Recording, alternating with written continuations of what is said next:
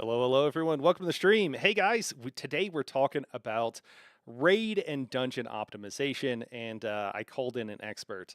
So Miles here, or I'm sorry, Lenny Linguini, aka Miles, I guess, is going to be joining us, and he's kind of our subject matter expert. I hope I'm not setting you up too much. On the screen, guys, you will see some floobers. Floobers are from indie game that we played, Verballs, which I highly recommend, and they're just really cute. My wife likes them, so I decided to leave them on the screen today. Yeah, there we go. Lyriel's getting in chat saying the Floobers, cool.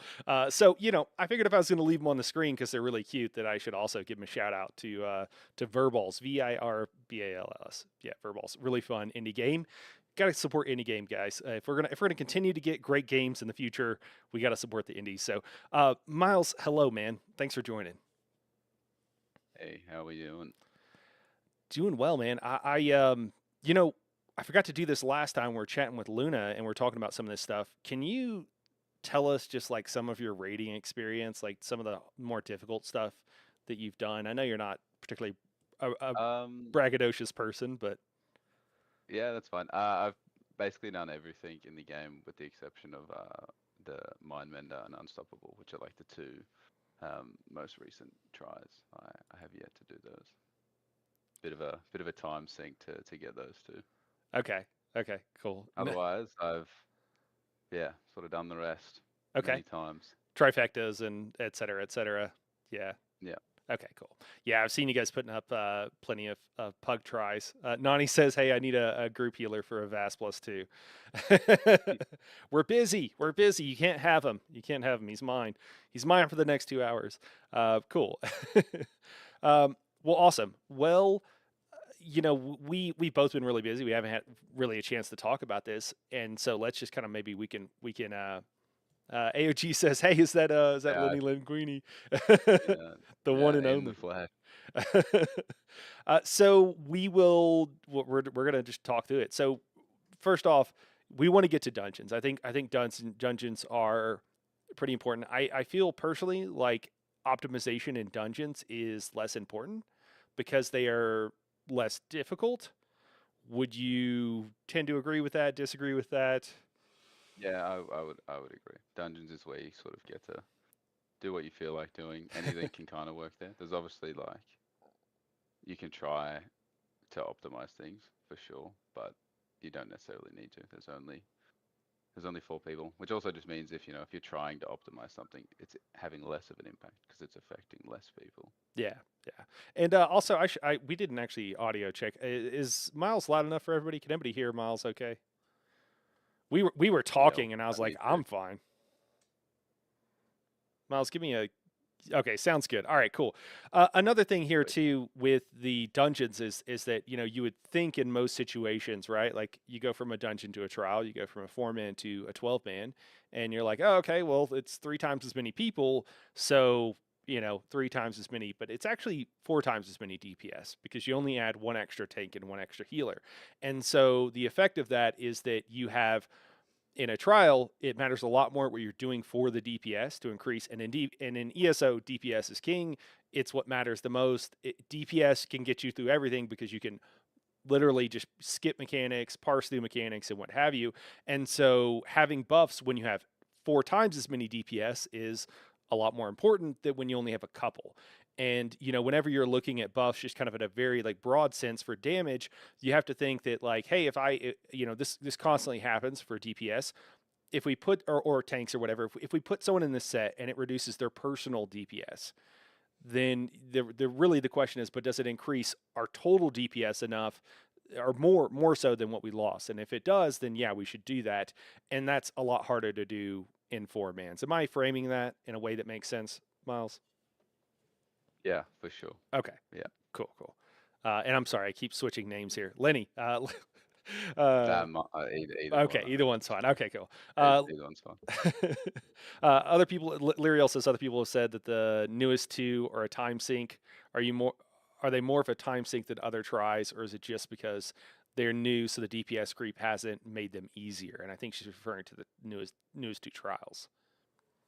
No, they're just probably more of a time sink because generally speaking, if you're going to like engage in doing them, you'll have a significant amount of like key roles that are also learning them for the first time. So it just takes longer. Not necessarily because they're like they're harder or anything like that. Like I've still done the hard modes there. It's more just okay. It takes longer for everyone to get their head around what their particular job is and what the strat is that's involved. Whereas a lot of the other ones have been around for a while. So if you do a core or you do a pug for one of those, it's very likely that there's going to be some people in the group that already know exactly what they're doing. Okay, So so it it's takes less time. just an experience thing. Cool. All Yeah. right. So, kind of framing this with dungeons, a little bit less important. Not that it's not still really fun, and you can do really cool things by doing that, but it's a little bit less important. And there's different group comps you can run if you're running no healer or what have you. Can get a little bit sweatier and a little bit um, can make things both easier and more difficult. I think at the same time, depending on what you're doing and how you do it. So Yeah, for sure. the other thing we were talking about, and guys, I know this spreadsheet on the screen is probably is way too small for you guys to see. It's just up there. Don't worry about it. You don't need it. We'll talk through some stuff, and I'll pop up some stuff that we can look through a little bit more. But don't stress about it too much. Um, but the other thing with talking about trials, like trying to simplify things, because I think a lot of what I do is taking the information that is out there from a lot of different sources, stuff that I figured out, stuff that many of my friends, including you, have quite often have helped me with, and what have you, and then try to break it down. One way I have, and I mentioned this earlier, like try to break things down is like maybe it's kind of like what classes you want in any kind of group optimization, and then for me, it's like then what kind of sets you want, because those things are mostly disjoint. Like most of the time, what set you run doesn't really matter what class. And that's not always true, but I think that is often true. Would you tend to agree with that? Tend to disagree? Yeah, yeah. So most of the time, And if you all the can, sets are just as just useful. agree with me and tell everybody how smart I am. If you can do that, that would Yeah, just be great. he's a genius. 160 IQ minimum. Trust me. Yeah, I feel like most of the time, like what the sets can be run on any class. Some sets get like slightly more value on certain classes. But yeah, generally speaking, sets go on whatever. Um, yeah, no, Okay, so we I'd can agree with kind of that. break it up into what classes you want to run or bring, what sets you're gonna bring. I'm trying to think. Then the other thing is probably like how the different like levels. So for me, what I'm often trying to do for that was in the boss, the Discord I run, is we're just trying to get new people into trials. So them doing trials for the first time, them doing vet trials for the first time, because normal trials, guys, just so you know, are actually easier than dungeons, because they're easier than dungeons because you've got 11 other people to carry you through the content instead of only having 3 other people carrying you through the content, with like few exceptions like cloud rest. You really have to still do mechs on like a cloud rest +3, but for the most part, would you also tend to agree with that? Or Yeah, definitely. Like, yeah, definitely. Normal trials are insanely chill. You can go in there on whatever, and it'll just work its way through regardless. Like, pretty much nothing will like one shot anyone. So yeah. it's very open for everyone jumping in. I would also like, depending where you're at in your like veteran dungeon career, you might find vet trials easier than some of the like later hard mode dungeons as well. Yeah. So if you're already sort of doing the later DLC dungeons, Yeah, and you might find, generally, oh, the veteran trials aren't that bad either. yeah, and I would say generally it's like a one for one transfer from skills. Like if you're doing sweaty dungeons, really hard new DLC dungeons, and you hop into a trial, it's going to be different because you're learning things that are different, but the skills are like a one to one. You're still doing DPS, you're still staying alive as a tank. Healer might be the most different because you have more people to try to deal with, but other than that, Yeah, yeah, it's not a huge change in like yeah, what you're essentially being asked to do, yeah, especially if you're on the DPS. Yeah. yeah. Well, cool. Well, I think that covers, so kind of what we want to start. So I would love to start with, because I've been actually asked this question, is what is like for some people getting into vet trials, and I should preface this by saying I have long advocated that or group optimization in general is most important for those that are new, for people that are less experienced. And the reason for that historically has been because DPS is king in ESO. DPS makes you can skip mechanics, and it just makes everything easier, especially on your tanks. And at first, the hardest thing to do is absolutely tanking, just staying alive. And so if a tank has to deal with, if the fight goes twice as fast, they have to be hyper focused and not make a mistake for half as long, because one mistake and you're dead. And if you die in a new group, unless you got some really experienced people there, like Lenny last night was holding Navintas when her tank died for a second. Unless you've got somebody who's on a DPS who can do that, probably the group's going to wipe. And so it's a lot more important in those groups that you have high DPS because again, the hardest job there is the tank. And people will disagree with me, but people are wrong. No, I feel pretty strongly about that. So group optimization is even more important or the most important for new groups. And again, to just stress this is if you have a group that everybody can parse near the theoretical max and everybody is really good at their job, you don't really have to be optimized, right? Like you can do hard modes and not be like DLC new hard modes and not be optimized if everybody's parsing 120k, right? Yeah, I would tend to agree. I would say that I do agree. Tanking is probably the hardest job.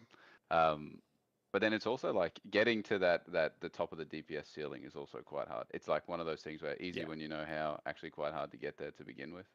Yeah. But no, for sure, if you have a group of DPS who are able to pass like quite high, even if you don't give them the best buffs in the world, they will still do a lot of damage. Yeah. Well, and I think that's also you allude to something or kind of mentioned there. A lot of people, and I again tend to agree with this, at the highest level, probably the hardest thing to do actually is DPS because you're doing all this crazy stuff to eke out just a little bit more DPS. It's knowing exactly when you're casting skills, exactly what order. Can you tell us And more? yeah, well, and no, I agree. I agree. Yeah, you've got you end up tracking a lot of things if you're trying to get like the top end DPS. So like things that I guess a lot of people probably don't even think about, like, okay, what percentage is the boss at? What percentage is like the next particular phase? Should I, even though this ability is coming up in my rotation, will I get the full value out of using it? Should I instead do something else that's out of the ordinary to keep my damage high? There's lots of little nuances in sort of the people that do the best DPS, for sure. And actually, so I kind of said that tanking, I agree, tanking's the easiest, I mean, the hardest job, but then it's kind of weird when you get to a stage where if all of your DPS are very, very, very good, tanking becomes like the easiest thing in the world because you hardly have to do anything. A lot of Yeah. times you don't have to Yeah. deal with mechanics. It's suddenly, oh, well, okay. Very, very chill. But it's very difficult for those people to do that sort of damage. They get quite skilled.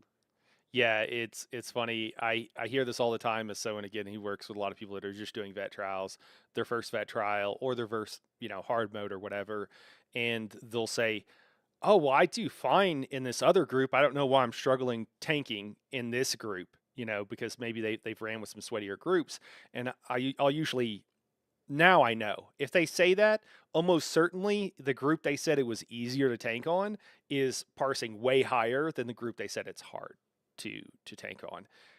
Most likely, yeah. Yeah.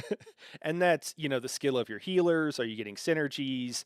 Um, it's a number of things. It's not pure DPS always. There's other factors as well. But yeah, 100%. If you've got a healer that's like, this tank's not very good, I'm just going to sit here and pocket heal him, because the group's fine and you can solo heal a lot of things. And so, yeah, it can make it a lot easier on you. I mean, if you run out of Sure. stamina, you're still going to die. But other than that, There's a lot of forgiveness. Like an example would be something like a cloud rest, where you might not taunt a particular ad that spawns straight away. And in a group with like really experienced DPS, they'll live and roll through that adds heavies Yeah. a couple of times. So you have this forgiveness to like get it back. Whereas in another group, that might cause a wipe, and you'd be like, oh, I don't understand. This group I did it with the other day, we were clearing easy, but this Uh, one, everyone keeps dying, and it's like, yeah. well, yeah, Yeah. yeah, You're that sort of, yelling at me to taunt the ad. Yeah. yeah. Yeah. Someone might live. AG makes it, yeah, a good point. Yeah. Um, yeah, there's things like tracking off balance. It'll be something that DPS do. There's lots of things that the high end DDs will be doing to make sure that they get those really high numbers. Yeah, and that's that off balance window that AOG is mentioning here. Also, hello crafty, is one of those things that I've heard from very casual players, and I think they got it from certain content creators who may also be kind of casual. They don't. It doesn't seem like it would be that big of a deal, and so they say it's not that big of a deal, and it actually is a really big deal. It's what really ups that damage even more is those peak damage windows. Do you still see that with your groups at the higher end, Miles? Uh, yeah, like I mean the really good DDs, like if I think of people like Marjo and stuff, they 100% will be they will be on you like a hawk if the off balance up times are off, and it's Okay. like throwing off their ability to do a rotation. Yeah. For sure. It sort of depends. There's certain groups and classes where things like off balance is less impactful. But say if someone was passing on like a Nightblade, they would definitely be wanting to keep track of it because hitting your forget the name of the Nightblades like ulti that costs like 90 ult. Hitting that plus their Incap. spectral Incap. bow, yeah, in Incapacitating cap, strikes. Yeah. yeah, hitting an in cap and then your spectral bow during off balance is like Chef's doing kiss. that every Yeah. time over the course of a pass is like a 15k DPS difference in your overall pass. So Yeah. it's definitely they will be paying attention to it. Yeah. Yeah. And then AOG also says the best tank started in bad groups. And yeah, 100%. If you're in a group where you know, if everybody's dead, no one's giving you synergies, no one's healing you, and also the fight is going to last 3, 4, 5 times as long. So now you've got instead of 5 minutes, whatever, now you've got 20 minutes on that fight, or something crazy where you have to make sure that you never miss blocking that heavy attack or rolling a heavy attack or something else. So yeah, it's absolutely that top tier. Um, Chicken says, "You mean PvP geared up trial runs?" Oh man, please no PvP and veteran trials. Please don't do it. um, Spark is thinks we're preaching, man. Spark's over here giving an amen. Like it. I like it, Spark. Cool. All right. So that I think we kind of covered the basis here. I have some thoughts, but what do you? I'm trying to think. So the question I want to ask is like, what is for the average group going into veteran trials? Again, as someone who has long advocated for optimization to some extent, not like crazy optimization. I'm not saying like it needs to be because there's this balance for the average player, right? Where it's like, well, you want to optimize, but like if I got to spend a bunch of time outside of the trial doing all this other stuff, or if I can't bring the class I want to play and stuff like that, it doesn't make sense. It's a non-starter for some. It's asking way too much. Like they're only playing a couple hours a week. Maybe they just log in for a trial, what have you. It's not a big deal. So there's that part of it. You have to the human side of it and like how much people want to play and how sweaty they want to be with like, hey, we just want to be able to get through the content. And so there's some balance here. So I want to ask is like, what's for that kind of group, what is what's a good setup for them? And then we can move into for the hard modes, for the trifectas, for the really sweaty groups and stuff like that, and kind of talk about that more. Um, do you have Yep. any feelings or thoughts on that? Yeah. I've got some things. I'll probably before I answer, I'll probably point B's point out in the chat there, which is yeah, while tracking off balance can gain you DPS, it's the last thing that you should worry about as a DD, which is true. So with a lot of the stuff that we were talking about before about DDs doing lots of little things to get DPS, obviously the main thing you want to worry about is just being comfortable on your class and not dying. So you don't Yeah, try and do too much all at once. yeah, Um, If you're dead, But if yeah, you're dead, turns out you do yeah, 100% less damage. Yeah, that's exactly. I did Yeah, some for calculations. It sure. took me a while, and I did figure it out that it is 100% less damage if you are dead than if you are alive. So if you're trying to eke out a 10 or 15%, and that's on the high end bit of damage, but because you're doing that, you're dead. Not so good. Not a great thing. Sure, for sure. But yeah, on the topic of like optimizing for vet trials, like not doing hard modes, just getting into veteran trials. Um, it's I suppose I can just speak to like my experience from it. It's sort of somewhere in the middle. You kind of want to know where you want to go. So long term, you want to be able to know, okay, this is if I want to keep doing this, I want to optimize it more and more as time goes along. But similar to that point about the off balance, you don't try to optimize the living crap out of it straight away off the gate when you don't really um, have the experience. You just start with the small things that make the most impact at the start, which to me, in sort of a veteran trial, is making sure that you're getting to your pen cap for one. So Right. making sure that the pen cap is hit. Okay. Trying to be close to the crit cap as sort of often as you can be. Mm-hmm. Making sure there's SPC in the group. That's a big one. Spell Power Cure That's drops from it. White Gold Tower. Yeah, which is pretty much always going to be there, but you'll be surprised. Sometimes it won't be there. You want to make sure that's there. Okay. Um, uh, I they're probably like the three main things can I, starting out getting into it. There's lots of things you can add to that. But if you're starting to do vet trials and you're a little bit scared or angsty and you're like, oh, what should I be trying to make sure the group does? Is okay. I want to make sure the group is at pen cap, and I want to make sure that I'm trying to get them as close to the crit cap as often as I can, and then they get SPC, and cool. then you can add from there. Yeah, an anecdote here. I had a I had someone that I ran with. We were friends at the time, and they and I was this is before I ran any trials or anything. I just come back to the game, and they were talking to somebody else, and I was just listening, and they were talking about like they run veteran trials, and they're a healer, and they would just use Mother Sorrow, and people were like, oh, they like people don't mind if you just use Mother Sorrow, and they're like, no, I just like link them and it's gold, and so since it's gold, like nobody really cares. And it's funny because now I know what people were thinking if they're like, hey, do you have like what sets you in? And you linked me as a healer, Gold Mother Sorrow as a healer. I'd be like, oh God, this person probably doesn't really know what they're doing and they're just like an off spec or something, or they're about to parse like 80K, or they're about to parse like crazy on their healer or something. I don't know. But probably they just don't know what they're doing. And I would be like, okay, sounds good.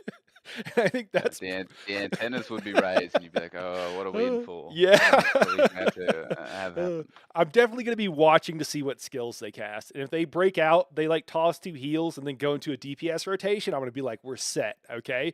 I didn't know Mother Sar was best for a healer parsing, but sure. It's probably Biz. But yeah, yeah. Spark also, man. I know you're agreeing with AOG there for sure, man. Yeah, yeah. We're on the same page. Um, cool. So just to recap, if you're kind of new, you're just trying to get into trials to make things where it's easier and fun for you. Because if you go into content where you're not good enough, you're just going to get wrecked. And I've told stories about this. Like we had a drill sergeant who joined, and I was in the military, and several of the guys in the group were in the military. So we're just like literally telling I wasn't in combat, but these guys are literally telling war stories while we're in a trial, and we think it's all just fine and everything. This guy's like a grizzled old drill sergeant. He's retired or whatever. And then I got a DM from this guy afterwards, and he had left the guild. And he was like, "Hey, it was really cool meeting you guys. You seem great, but I don't think I can keep running with you," because he was dead on the floor. We were running a VAS +2, and he was literally dead. We probably rezzed him like 50 times, and we're just laughing and talking the whole time. We thought it was fine, but it was a horrible experience for him. Is the TLDR there? And so you don't want to go into content where you're just dead all the time. It's not going to be fun. It's not going to be enjoyable. So you want to get to crit. You want to get to if you can get to crit damage cap, but you definitely want to make sure that you're at penetration cap if you can. Is that the two things that I took away from that?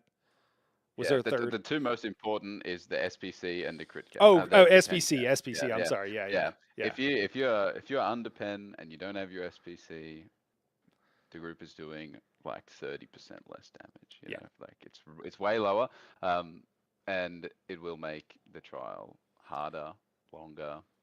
yeah, It'll be a lot easier. You definitely want to make sure you're at pen cap, and then crit cap is nice. Obviously, the more optimized you get, the better. So you do yeah, want to have that in the back of your mind that you're like, oh, okay, if we can, every little thing that we can add over time to like your particular group, um, will make the content easier yeah. as you add those things. Um, but yeah, obviously you can't add everything all at once. And then on along those lines, so people don't understand. I find this oftentimes. So if I'm an expert in one thing, guys, it is on, and I have to continually retrain myself and relearn, but I'm really good with running with the average group. Okay. I do that a lot. That's most of what I do. And what I will see with people is they don't understand that this happened just the other day in a pug run. You can look it up. It was probably from like a week ago, and it was a VCR plus one. I believe you were there, Miles. You joined for that one, right? And I think we were with I I, Elevate TV. Yeah, yeah, and it was a case where like we didn't quite have the DPS, and it turned out like there were some issues. We didn't have all the buffs. It was a pug group, but we needed just a little bit more DPS so that we could not have to do a third portal, because doing portals was killing us because we were failing portals. That was the thing in the Cloud Rest, the VCR plus one, that was preventing us from clearing. So if we just had a little bit more DPS, we didn't have to do that third portal, and that's how we ended up clearing. It's like, hey, let's just have a little bit, let's figure it out. Let's spend a second here, even in a pug group, figure what we can change, add a Warhorn in if we're missing it, whatever, so we can get that little bit more DPS so that we can clear, and that will happen so many times. You would think it would be a minority of times, but there's so many situations. If you're in Sunspire, it's Yolnahkrin getting an extra set of ads, or Locustes. Countless places where it's like, oh, if you're in Teleria, it's doing an extra Winter Storm. Lots of situations where you get to skip an extra round of mechanics that will cause the party to wipe because they're not very good at doing those mechanics, and it will be absolutely a game changer for your group. And I'll say also, the other thing is that when you start out with all this stuff, guys, the reason you could add stuff in, just like with anything, if you're getting into any sport, any activity, I'm someone who dives in deep. I want to go like, just balls to the wall, like starting off or whatever. But you don't want, if you're a new at you're just getting into shape and you want to run a marathon, you don't go run 10 miles. If you go run 10 miles, even if you can make it, you're going to be jacked up. You're not going to be okay. Your ligaments are not ready for it. You're going to injure yourself. Things are not going to go well. And it's the same way with trials. Don't go in and worry about, like B was saying, don't go in and worry about your off balance times if you barely know how to do a rotation. Not going to go well for you. It's probably going to be you're going to be dead on the floor because you missed an AoE. So you start out small, and then as you add this stuff, the stuff you started with becomes automatic. And so then you're like, oh, okay, I have mental load to then add the next level of optimization. Does that yeah, for sound sure. good? You also want to get like, I mean, I agree. You also want to just remember that you actually do just get better at the trials as you experience them as well. So like, you want to be able to get in and run them, and if you it obviously depends on what's happening for individuals, whether or not they're in a group that's being made in Group Finder or it's getting made in Discord. But there's a certain like limit or threshold where if you sort of refuse to run the group until you get XYZ thing added in, um, you're just missing out on the opportunity at some point to actually get experience in the trial, right? So if you're like, oh, I've never done a vet trial before, and I refuse to run unless I have every single one of like the buffs in my group, Yeah, well, it's not everyone has a necro set up to do EC. Not everyone has a Sork set up to do MK. So if I mean, it still happens even in sort of like the end game community. Sometimes you're sitting there and you're like, oh, we can't get anyone to do this role. So if you're starting out trying to do trials and you're super focused on making sure everything is fully optimized, You might find that you just can't run that many trials because you don't know people that have those things ready to go. Yeah. And then you're just missing out on the opportunity to get actual experience in the trial as well. So that's part of the reason why um, you kind of want to shoot for optimization over time rather than everything right off the rip, because it's also going to take time if you're playing with a bunch of your friends or people you've just met. It's going to take them time to actually get the gear to be optimized to begin with, and that shouldn't stop you from engaging with the veteran trials to Yeah. begin with. Well, I think there's also the human factor with that as well, because if you go into content and you don't have all those buffs, and you see, you're like, hey, we died at 3%, and you're like, MK gives a 5% effective damage bonus. So if we would have had that MK in the group, maybe we would have cleared there. And when people actually like experience things, or they're like, oh yeah, we almost didn't have to do that second or that third, or more like that fifth portal, or like, yeah, our healer finally ran out of mag on their 12th tomb for that first round where when the dragon was down, and like that, or the last round or whatever, and we died because the tomb blew up. Maybe if we did make the healer do 12 sets of tombs every single time the dragon was on the ground, like, we would be things would go a lot better. And so when people actually like see that, I think it also provides them with a little bit of an experience of like, oh, okay, I realize why this is important now. Um, yeah. So I think that is also one of the human factor there. I think can be important. Sorry, my task, my Windows bar keeps popping up, and I don't know why it won't go away. Okay. So what do we need as far as classes though for like the average group? Like what are the classes that we talked about? Kind of a little bit about sets and penetration. What do we add on to Yeah, that? I mean, we had a bit of a, obviously, you and I had a bit of a discussion about this, and I think we might have a bit of a difference in opinion. But I personally don't care that much about the classes until sort of Oh, you're the flying around. Don't worry the about it. yeah, you're right. You Until okay? more of the like sets are figured out. So I think like the a lot of the things from the classes are relatively minor. There's some things that are super impactful, but I would suggest getting the set side of things sorted out first for the Okay. most part. That said, I do think it's really important to have I a mean, warden in I your can group. tell you some very important things for classes. You have to have a DK tank. You can't do anything without a DK tank. You do have to have a warden. You got to have a warden. It turns out you have to have a Nightblade healer. You can't do anything without a Nightblade healer. And then probably, and then sorry, Daedrix trolling in chat. And then you also you got to have a necro tank. You got to have that And set then up. You can't do at least anything. 7 Templars to res everyone all the time. That's it. Oh Yeah. shit. That's how you do it, huh? AOG Yeah. says the Mother Sure. Sorrow is an Outcast classic. Yeah, yeah. Outcast still Those in false gods. 2019. Yeah. And then Datrix says Azur Light isn't real. Yeah. Oh man. All right. So yeah. So all joking aside, like what do we actually need? You're saying a warden. We need a warden in our group. Why do we need a warden? Yeah, I mean, like there's Are you just the a tree warden. I think hugger? is You're the just a most tree important at hugger. the start. Yeah. I think the warden is the most important at the start, and unfortunately, with the way the warden's set up, it has to basically be a healer. You can technically get away with doing a warden tank, but at that point, if you're doing it that way, you would have a fairly sweaty group. So it's really important that you have a warden healer in your group if you're starting out doing veteran trials, and the main reason for that is um, like they have their AoE major resolve, which just reduces the damage taken by the whole group by quite a bit. And then they also give minor toughness, which gives everyone in the group 10% extra health. And So the if you're damage starting out, reduction quite a bit is about 10%, guys. Just to yeah. just to clarify there. So if you're starting out doing your veteran trials, everyone having 10% more health and taking 10 10% less damage. 15% less Yeah. damage is a big deal. And then on top of that, like to boot, the warden actually has very good class healing skills in there to begin with. So you kind of the sort of the warden healer is if you've got your 12 mates, you're like, oh, what are we going to do? one of the first ones you want to get sorted out is you want to get one of them on a warden healer. It'll make the experience a lot easier.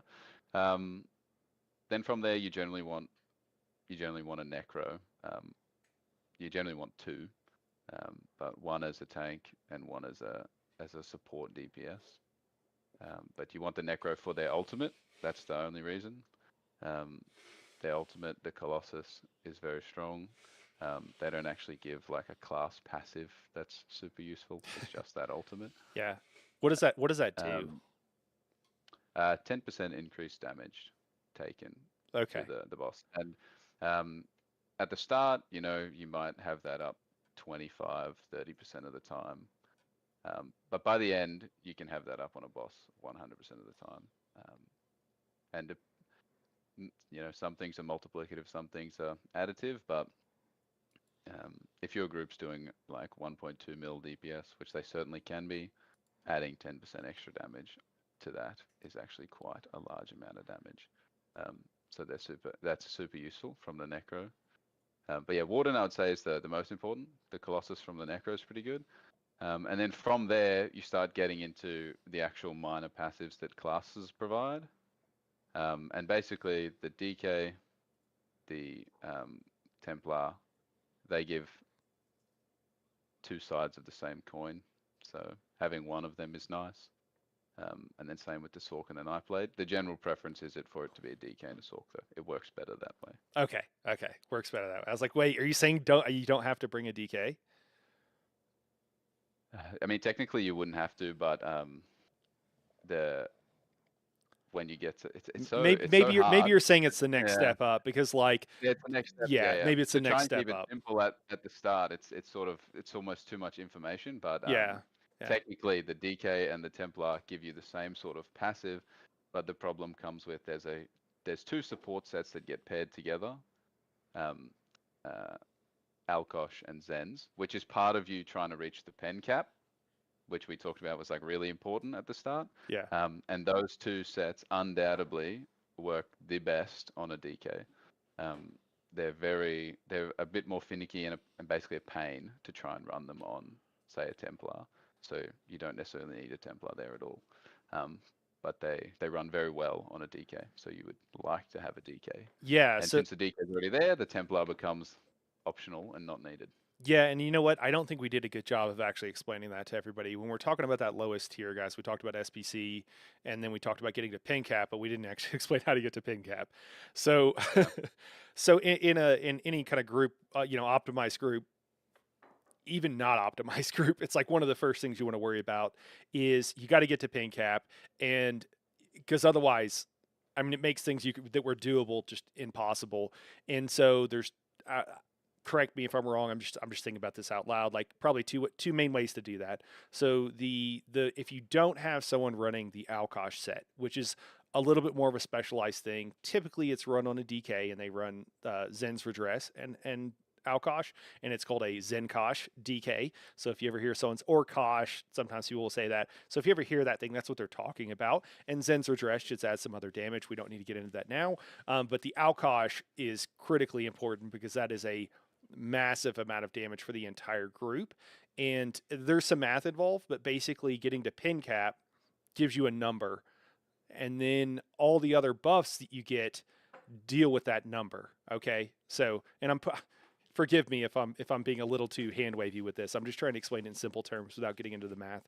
So if you can't get to pin cap, then that number, that everything else, all the 10% and everything else is being added to all the damage that the character all that your character class would normally do, all the buffs that your DPS class normally gets, that number is much smaller.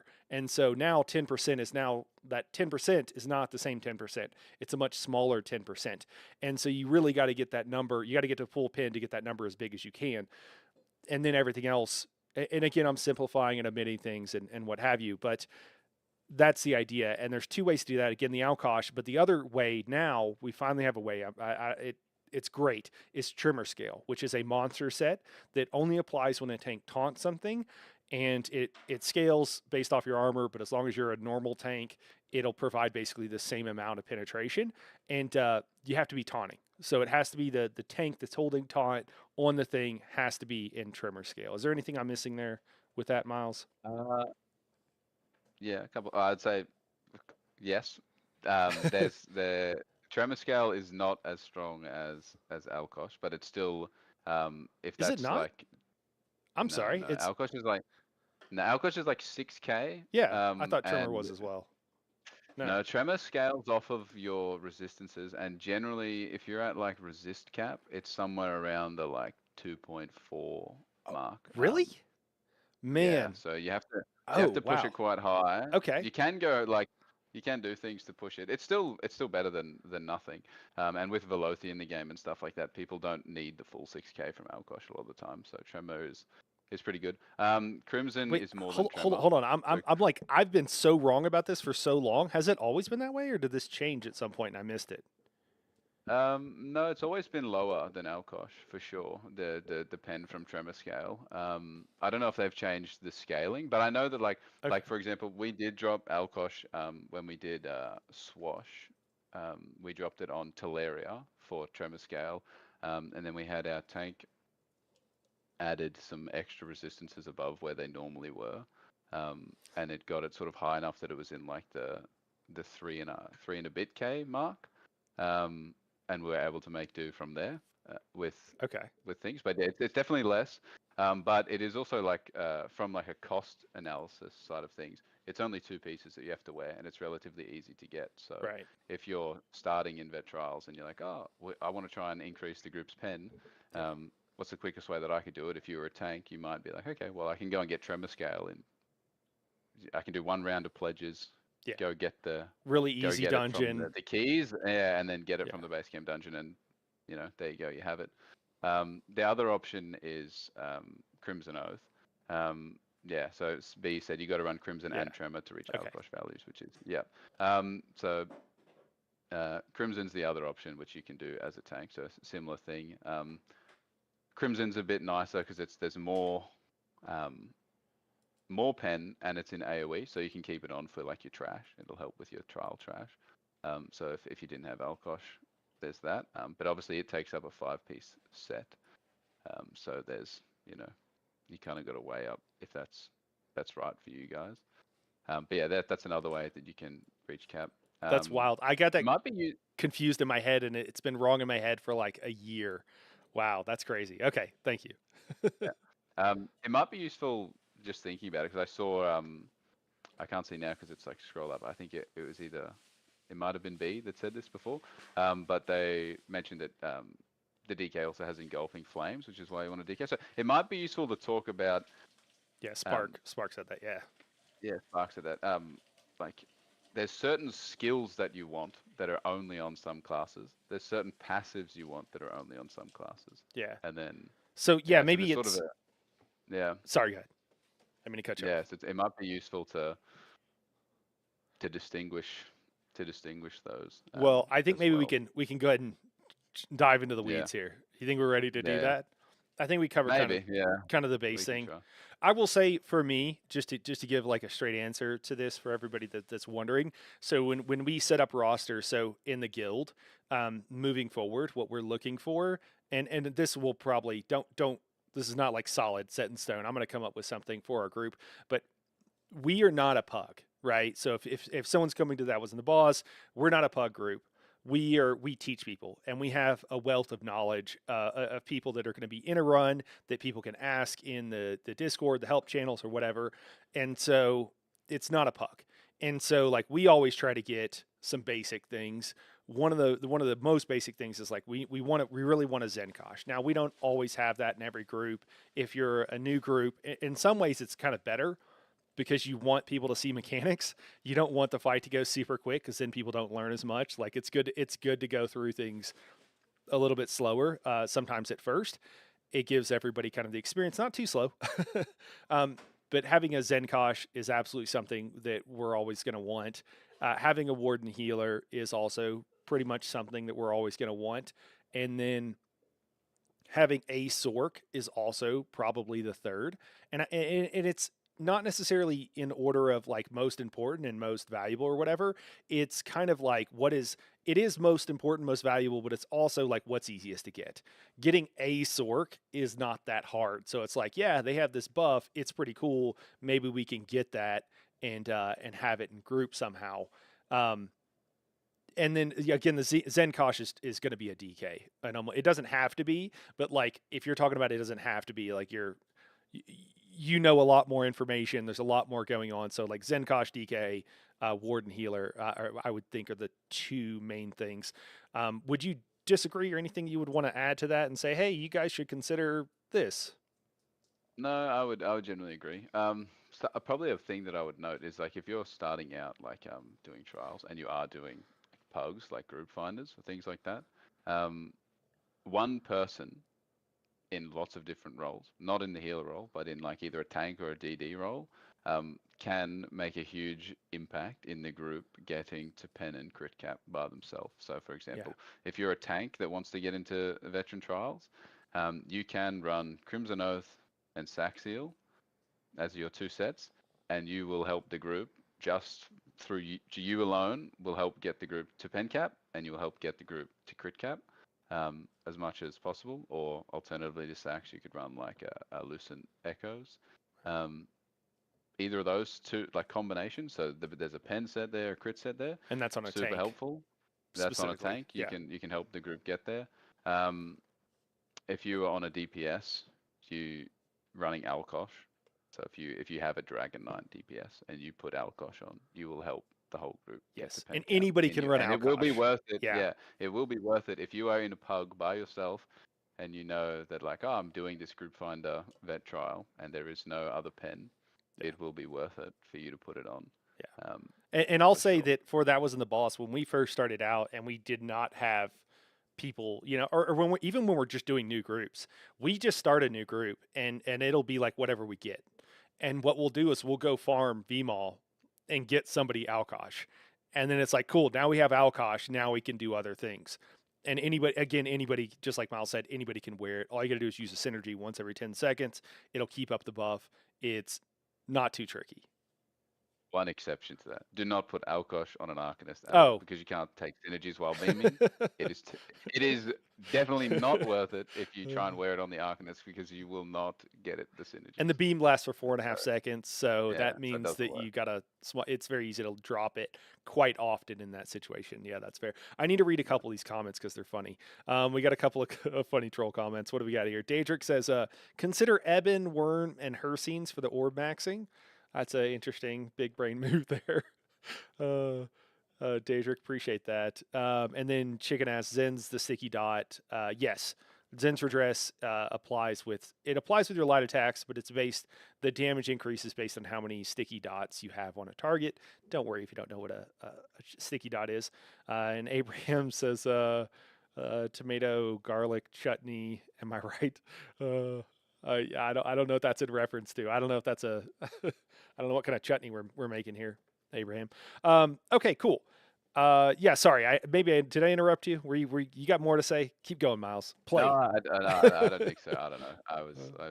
I was just saying that on an individual level, um, if you're starting out in trials, you can make quite a big difference in terms of group optimization.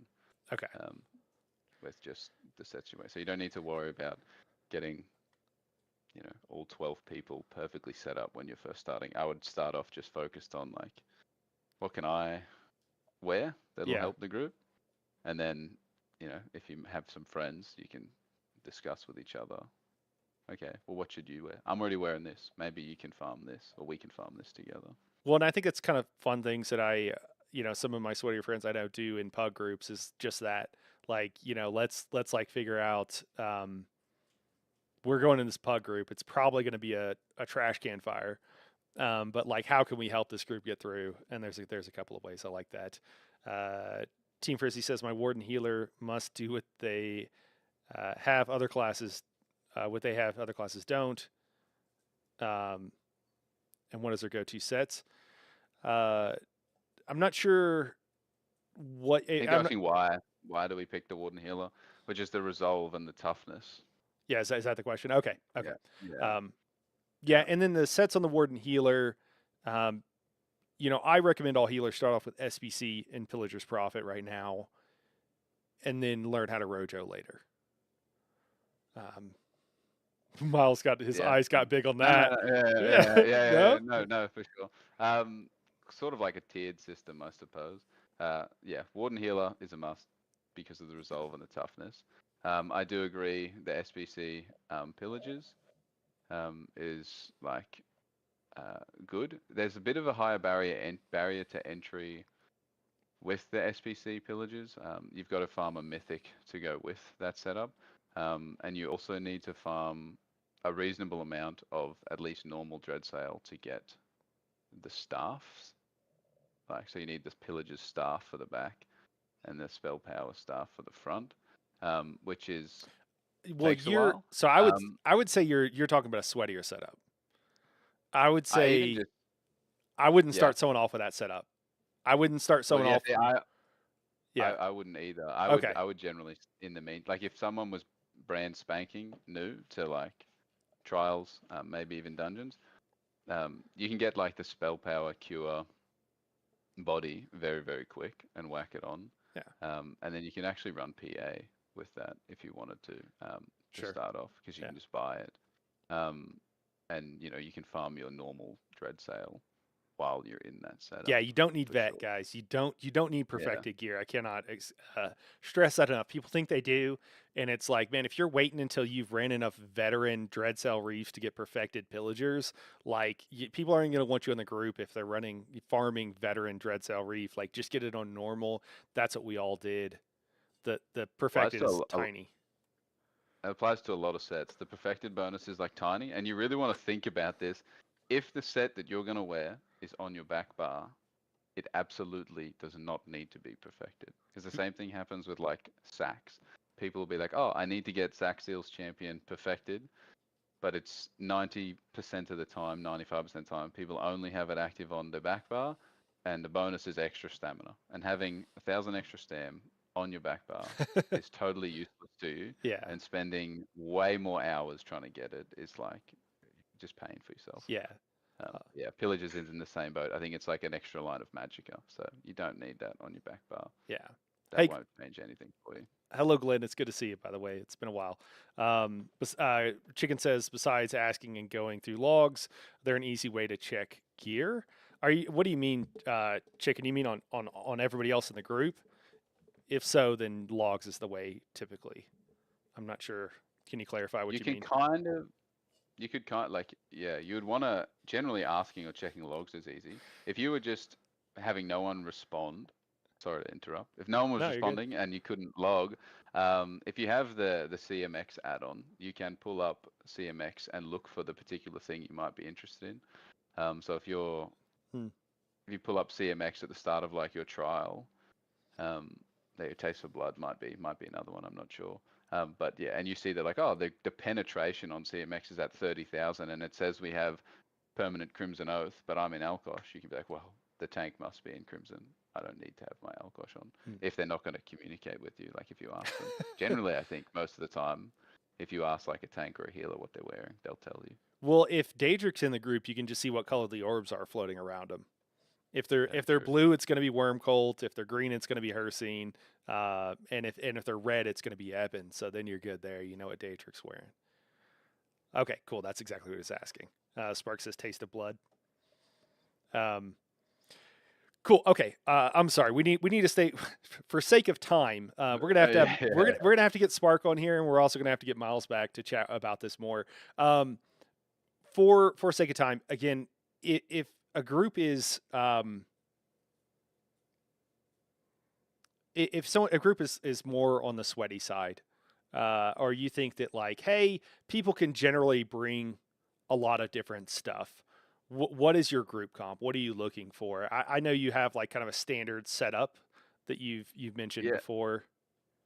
yeah, it depends. Like, the term sweaty is like kind of confusing, to be honest. Sure. Um, because it means different things to different people Yeah. depending on where they're at. Yeah. So What yeah, what what to us is like normal, like or casual stuff.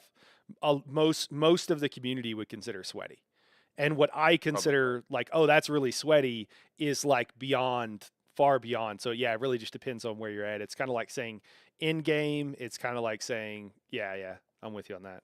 Yeah. Yeah. So, because if you're talking like sweaty, sweaty, like as the sweatiest I can sort of go mentally with like gear setups um, is when people are essentially pushing for like the records in their scores. I do like I have friends that do that. A couple of friends that do have like records in different tries. They're gonna look like I couldn't really give you the roster because most of the trash pulls will have different gear setups. The way the trash is pulled will be different. Every boss will have different setups. Um, so that's like I can't articulate it. I'd have to pull up a sheet and then be like, all right, let's read through Yeah, every let's like step look of the through every single trial. thing. And like if you've been like, for example, I made like a PowerPoint for our setups for the first PB that we went through. Why would anybody That's do like that? Why would anybody make a spreadsheet or a PowerPoint uh, for all of this stuff? so that because it's too much information for anyone to remember, so it needs to be written down. But if you're in that sort of part of the community, people will enjoy trying to get like a high score and to push Because it's the fun is what I was the looking bar. for. Yeah, That's the yeah, answer. yeah. Yeah, yeah. That's it. We're People think, oh, nerds and it's looking at a actually spreadsheet is fun. Yeah. Yeah. quite fun to absolutely delete a particular boss. Yeah. So, but if general like day to day, Hold on, can I interrupt when we you? do a lot of the yeah, you're right. I just want to say, and guys, with that, if that is not fun to you, don't fucking do it. It's Yeah. okay. It's no big deal. Like it's totally fine. Like if it's not fun to you, that's okay. You don't have to do it. It's all good. And Not you, everyone has to make the spreadsheet, by the way. It's yeah, just that's the true. raid lead will do that. So if Yeah. you're like, oh, I don't want to make or like, I just want someone to show it to me and then I'll do my job. That's fine as well. Uh, But yeah, not everyone has to bloody make them. It's all right. okay, so I just want to Um, interrupt to insert that, man. I'm yeah, here. no, I'm here for the casuals.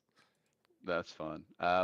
Yeah, general day to day like roster for sort of 90% of trials. It basically works across all the trials, with the exception sort of Vast can be a bit weird, and the first boss in Dreadsail and the first boss in Sanity's Edge because the groups get split. You kind of have to change rosters, but generally, you would have both tanks in Sax. Like the main tank would be Sax, Pearlescent Ward, Naz. The off tank will be a Necro in Sax, PA, Spalder. You have a healer, SPC, Pillages. That's usually the Warden. Then you have another healer whose class doesn't matter, generally speaking, and they'll be in Rojo. And Wait, then you wait, have wait, wait, wait. You said the. Hold on. Never mind. Go ahead. Go ahead. Go ahead. You go through this. I'm gonna yeah, come back. We'll circle back. all I won't right. interrupt you. I'm Then sorry. you would then you would have um, a sorcerer DPS in the group that's running martial knowledge. Then you would have a Necro DPS in the group that's running Elemental Catalyst. And then you'd have a DK DPS in group running Alkosh and Zens. And that's certainly not the rest of the DPS are then just DDs. You'll have one Arcanist in there that's running the skill Xena's Empowering Disc for the minor courage buff for the group. And that will be um, like a more sweaty roster than you will encounter in the wild most of the time. It's certainly not as sweaty as you can get even in like day to day, but it's also quite easy to use. It's easy to like call your ults, and like we've done sub 15-minute like Kind's Aegis trifectas and sub 20-minute um, God Slayers with like that exact sort of group setup. So you can certainly still push through the content super quickly. Okay. Dude, next time you say the wild, can you do that with like a little bit, can you pick your favorite like Australian stereotypical like, for me cuz I'm a little bit older, I'm like thinking like Crocodile Dundee, like that would work. But next time I'm just I'm just saying, Yeah, man. I'm trying to make content here. You got to help me. throw the accent out Yeah, there. yeah, Yeah. yeah. Throw it out. Act like you're staring at an alligator in the wild. Okay. All right. Sorry, I just couldn't help myself, man. What's up, Elevate? Good to see you. CTV says, yeah, we like spreadsheets. And then Lyriel here and Daedric are cooking on like your style. Lyriel suggesting that you run pearlescent because the orbs are a more neutral color, so they won't necessarily clash with your other orbs or with your outfit. These are all important things to take into consideration here, guys. Very nice. Well, cool. Maybe we can just walk through that a little bit step by step. Maybe like so. Main Yeah, tank. sure. What was the main tank again? What's your Sax, Pearlescent Ward, and Nazare. okay? And what class? Uh, DK most of the time. Okay, Yeah. okay. You made a You face can put it. whenever you said that. Yeah, yeah, yeah. Yeah, I felt I could. I know what you're thinking in the back of your mind. Why can't it be a Nightblade? Um, No, uh, no, not yeah. really. Generally speaking, that would be a DK. You could also put a Sork there, but it's you don't get too much from putting any other class than those two in Yeah. that position. So Cool. it's likely going to be those two. Yeah, and I'll say actually I wasn't thinking Nightblade. What I was thinking for as much of this as we can, and I'll explain this to all the sweaty people in the group because I don't know if you guys have seen some of my. We've done some other talks like this recently, and the thing for me that I am constantly trying to do, and I've been trying to do this since I started the guild, since I started making content, I am trying to help more people get into in game. That is my stated goal. That is the stated goal of the Discord, and what people do from there, whatever hopefully is fun for them. And a big thing that I think for well, we actually pause. Let's put a timeout. We need to explain something, or I need to explain something, and then I think Miles will have something really intelligent to say about this probably. But I know for a fact that not more than 3% on the extreme high end is what I have been told by people with access to the numbers. That is the number of people that actually participate in trials of the community. 3% or less. And I've actually been told that it's probably less than 1%. So I don't know if there's some double counting. I don't know if it's people that logged on once a year that they're counting that 3% or something. But the in-game community that runs trials is 1% of the community, which to be honest with you is kind of a wonder in general that we still get trials, which I guess now we don't. So I don't know, fuck us. But 1%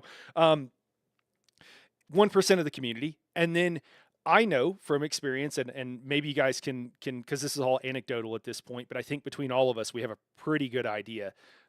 We know between all the people in chat and Miles and myself, we probably know just about every single person in the end game. There probably isn't 2 degrees of separation between almost every single person in end game. There are a few exceptions, but the number of people that are like I'm sorry, when we're talking about in game, what I mean, I'm sorry, is like people that are really sweaty, that are doing hard mode DLC trials. It is a vanishingly small percentage of the community because if you think about everybody who just runs a veteran trial, and I'm sorry, when I said that 3% and that 1% numbers, I'm talking about running veteran trials, okay? And so you get an even smaller number. So we are talking about just this tiny, tiny. I don't know, Miles. Do you have anything to say about that, or any input, or anybody in chat really, like Spark B, anybody else, Daedric? No, I mean, yeah. There's a. It's a. I don't know the percentage, but it has to be a small amount. Because I feel that I know most of them, Yeah, if that makes sense. yeah. Yeah. And there are some pockets, and there are like if you're generally speaking a toxic jerk, I don't want to hang out with you. I don't really want to be in your Discord. I don't really want to talk to you.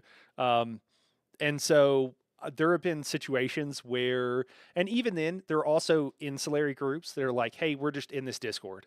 And we do really sweaty things in this Discord with our couple of friends. But even then, that's like the 1 degree of separation. Like that person also probably runs in some other Discord, and that's what I'm talking about. Like it's literally 1 degree of separation.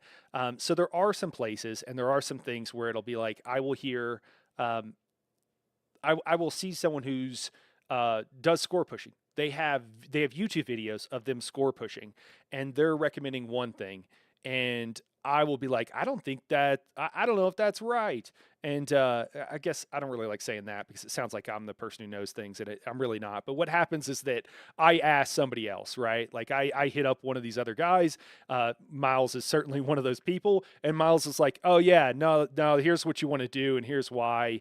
And I don't tell him that, hey, somebody's doing this. I just say, hey, what about this? And he'll tell me, no, no, no, here's what you can do. And there will be pockets where there was a group of people who didn't pick up on the change, certain changes to what I won't give specifics because I'm not trying to call anybody out, but there'll be changes that'll happen 6 months ago, and some small segment of the community will like not know about it, and some other segment of the community will pick it up, but eventually like it comes around. And that's just like knowledge that also isn't like you might know somebody, but you're not talking to them every day, so maybe that knowledge doesn't always get passed around or what have you. I just wanted to make that clear because I think when we're talking about this, I just want people to understand like how small and what percentage of the community is. And so back to what I was saying earlier, and I'm sorry, Miles, I brought you here to talk and share your knowledge, and I'm going off on these long monologues, man. You're good, man. You know, what I've tried to do with that was in the boss and Discord we're in is I want to get. I mean, we got 1 maybe 3% of people that are doing veteran trials, and for the longest time people would say that like, oh, the in game is toxic and people are jerks and what have you. And again, I've said this before, but the reason that people were saying that is because it was, and it is, and it can be. I don't think it's that way anymore. To a large extent, I think that it has gotten a lot better, and we just need to keep pushing towards like, hey, let's not, it's not acceptable to be toxic, it's not acceptable to be a jerk, but people just want accessibility. And if I'm a casual player, how did I make my character? I picked the race that I thought was the coolest or the prettiest or the most fun, or that I played in some past Elder Scrolls game. I picked a class that was most like. I started off playing a Nightblade because I actually played a Nightblade in like the class. It was called a Nightblade. Most of the classes in ESO are not not necessarily featured strongly in some of the older. I mean, some of them don't. Most of them don't exist in the older Elder Scrolls games, which are the core ones that I started playing, like Daggerfall. And so that's why I picked a Nightblade, because I had played a Nightblade before, and in Daggerfall. And so you pick the class, you pick the race or whatever, and then you get to in game, and it's like, oh, I might want to start doing trials, and it's like, well, we don't want your Khajiit Templar tanking, or whatever it happens to be. And so when you're talking about me wanting a Nightblade tank, I like Nightblade tanks because I think that they're literally the easiest tank for a beginner to learn on. And tanking as a beginner is the absolute hardest thing to do. That's why you click Q as a tank in Dungeon Finder and you insta Q because there's not enough tanks. I think we have a lot of data for this. I think a Sork is a close second. I think the DK is a close third. Actually, I think there's a little bit of a step down for a DK, but it's still up there, right? And then there's a huge gap, and then there's everybody else. And then there's a huge gap, and then there's a Necro. So, I spent an hour and a half talking about the tank things, but my goal and the reason I just want to make it easier and more accessible so we can get more people so that I have more friends to play with, because people get tired of me, and so we got to cycle them through. So, anyways, I don't even know what we're talking about. I spent 20 minutes going on about this long diatribe. Okay, so tanks. You say DK. Why do you say DK? There's great reasons for it. Uh, yeah, I mean, there's a few. I guess it depends which sort of factors you want to talk about. The first one is which is less so important because you're still going to have your Zenkosh, but you're going to get that the passive minor brutality from the DK. The main two reasons is the DK tank can run igneous weapons, which gives the other DPS in your group major sorcery and major savagery, and it'll just give it to them at 100% uptime. It also gives it to the healers. It's not that important for some classes like the Arcanist, but on a lot of your support DPS classes like the MK Sork, the Zenkosh, and the EC Crow, it is very useful for them. It lets them run different potions, which basically gives them the sustain they need to actually perform at their best, which is why it's there. And since they're already running support sets, if you make them have to run, something else that doesn't allow them to perform at their best, they generally won't want to run those support sets for you because they'll be like, well, you've already neutered my damage putting me in this, and now you're neutering it even more because you can't be bothered to run Igneous. Um, Okay. So there's like a social element there as well Okay. that people are like, oh, I want to be able to perform at my best with the class that I'm supposed to be on. So the DK really enables that through igneous weapons on some of the classes, and then it has access to a skill called Stagger, which is less impactful now than it used to be. It's still quite impactful. It has a fairly high or reasonably high skill ceiling to actually use in some fights, but essentially it's a buff that is unique to the DK, and if the tank can keep it up, then it means that the group will get sort of an extra 7-ish thousand damage per person. So across 8 people, you might be looking at like 40 something K group DPS increase. So nothing massive, but still impactful, sort of the extra damage of maybe a third of another player added on there. And And when it's also, it's an, yeah, sorry. oh, so I just say Luna Carey. We were talking about her, or we interviewed her, or talked to her early in the week. She's like, I love Stagger. It's the only reason I'm still continuing to play because I just love keeping it up as a tank, and it's just like a really fun, sweaty thing that she got to do. Yeah, it's really nice. Yeah, Spark makes an interesting point, 4 to 8% damage increase depending on build type, and yeah, that's because Stagger adds a base amount of extra damage to every instance of damage. So if there's lots of ticks of damage, you're getting much more additions of that base damage, so it adds more. If you're getting less, so if you've got builds that do lots of individual big hits but not lots of little frequent hits, it adds less.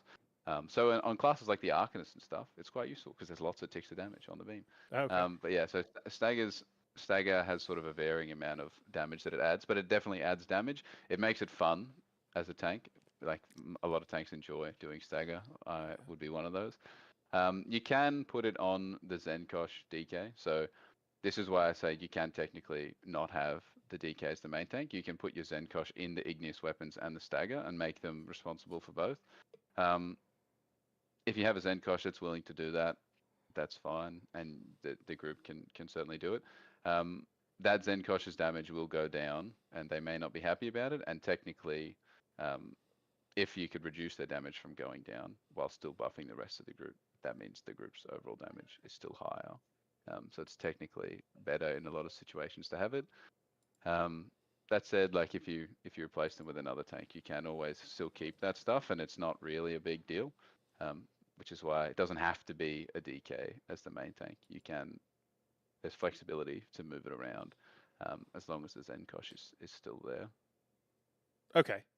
So Yeah. yeah, so I think for the average group, it sounds like having the Zenkosh there. So I actually made a build a while back, and I'm it's still completely valid. Like it doesn't do as much damage as your optimal Zenkosh or just DK in general, but it's a Stam DK that uses Stagger as their spammable, and they has a setup. You don't have to change anything when you put on Zentra dress and when you become a Zenkosh. And the whole reason I made that build, and I'm just telling this to the casual players out there, guys, and the whole reason I made that build, it's on the website, is because in a new person group, you don't want your tank staggering. And so, and even having to use stagger as a semi spammable is too much for the average group. And so I made that build for it's not meta, but it is meta for the average group so that they use stagger, the stone giant as their spammable, and then they can keep up. They also run igneous weapons and all that other stuff. And it's like, yeah, you lose damage and it's not as good, but for most people or most groups, again, because each time we take a step up in the level of difficulty, the number of people goes down by like a magnitude of like 10 or something, right? Like it's like wealth in the US, right? Like each percent you go up, you get a tenth fewer people or whatever. So or a hundredth or thousandth or whatever it is. So yeah, just keep that in mind. Okay, cool. Yeah, So but for sure, in like if you're in like a pug, and you don't have a DK main tank, and you're trying to make sure you hit that pen cap and stuff like that. As an individual, you can make a massive difference to your group by being like, oh, I'm gonna be the Stagger, Igneous Weapons, Zenkosh, DK. And if that's the only buffs your group's getting, you can still do quite well yourself on that, and you will buff everyone else. So yeah, it's definitely a valid thing to do. Um, it's yeah, you're trying to get the buffs for the group as a whole. So the more people that help you achieve that, there's set ways to do it. But if there's less people helping, then um, it's still useful to get them in in other ways. So yeah, I Yeah. don't. I agree. It's not bad to do that, to put stagger on the DPS, especially if it's not on the tank, like you said, in like a beginning group, especially if the tank's learning a trial. There's just no way that they're gonna be able to actually keep stagger up. It's on a 5 second rotation. It's hard to keep it up mentally. Every fourth cast of the skill makes your block drop. People die all the time trying to use it, especially if they don't know the fight. So Yeah. And if yeah, you looked at the numbers, you would think that wouldn't happen because it only drops it on the first cast, but in reality, it's actually far more often than that. I want to do some real quick, guys, and we're going to keep talking about what we're going to talk about, but I just want to get kind of an idea. I'm going to put up a poll real quick, and the question is just: Are you a sweaty player? Yes or no? And I use your own definition of this, guys. I am just trying to get an idea. What I'm really trying to judge is the audience. I'm really curious because I recognize most of the names in the chat.